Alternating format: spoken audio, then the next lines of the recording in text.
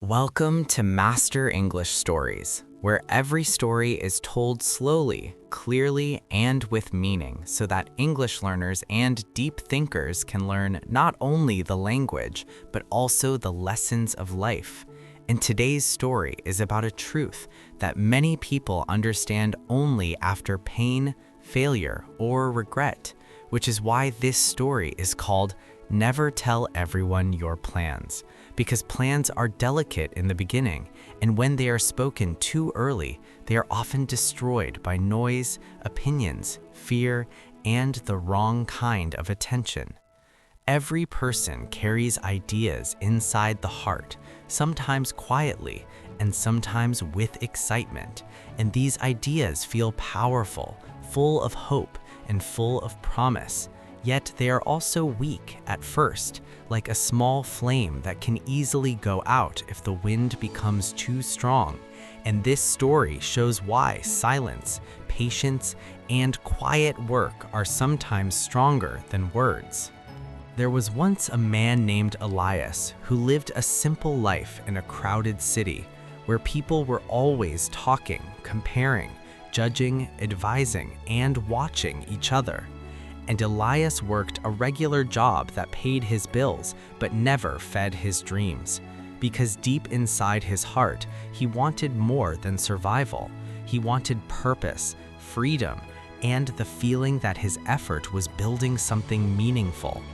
For many years, Elias kept his dreams quiet, not because he was afraid, but because he did not yet understand them fully. And then one day, after long nights of thinking and observing, an idea slowly formed in his mind, becoming clearer with each passing thought, until it finally felt real enough to act on.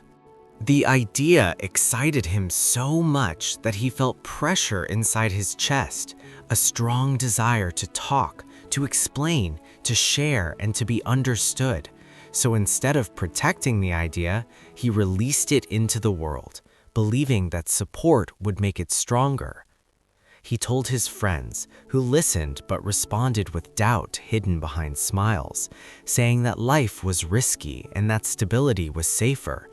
And although their words sounded caring, they planted fear where confidence once lived.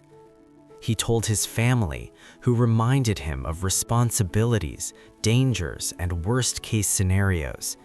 And while they believed they were protecting him, they unknowingly weakened his belief in himself.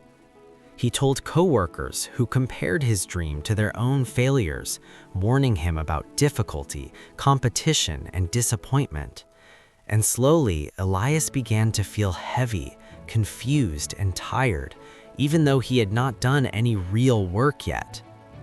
Each conversation changed the shape of his dream, and each opinion pulled it in a different direction, until Elias no longer knew which voice was his own, because the dream that once felt exciting now felt fragile, unrealistic, and risky. He noticed something important during this time, which was that after every conversation, his energy disappeared, his motivation dropped, and his mind filled with doubt. But when he worked alone, even for a short time, he felt calm, focused, and hopeful again. One quiet evening, while sitting alone in a small park, Elias watched a man planting seeds carefully into the soil, covering them gently, and then walking away without telling anyone what he had planted. And this simple moment stayed in Elias's mind longer than any advice he had received. From that day on, Elias decided to change his approach, not by quitting his dream, but by hiding it, protecting it, and allowing it to grow without interference. He stopped talking about his plans, stopped explaining himself, stopped seeking approval, and stopped responding to questions about his future, choosing instead to answer with silence or short, polite words. He began waking up earlier, learning quietly after work, failing privately, and fixing mistakes without shame because no one was watching, judging, or commenting, and this privacy gave him freedom. Days passed into weeks, and weeks passed into months, and although progress was slow and often invisible, the dream grew stronger, clearer, and more stable because it was no longer pulled apart by outside voices. Elias learned that silence does not mean fear, and privacy does not mean weakness, but rather, silence is protection, and privacy is focus, especially in a world where everyone has an opinion, but few understand your vision. Eventually, the work began to show results, small at first, but real, and people around Elias noticed changes in him, noticing that he spoke less, complained less, and seemed more confident without explaining why.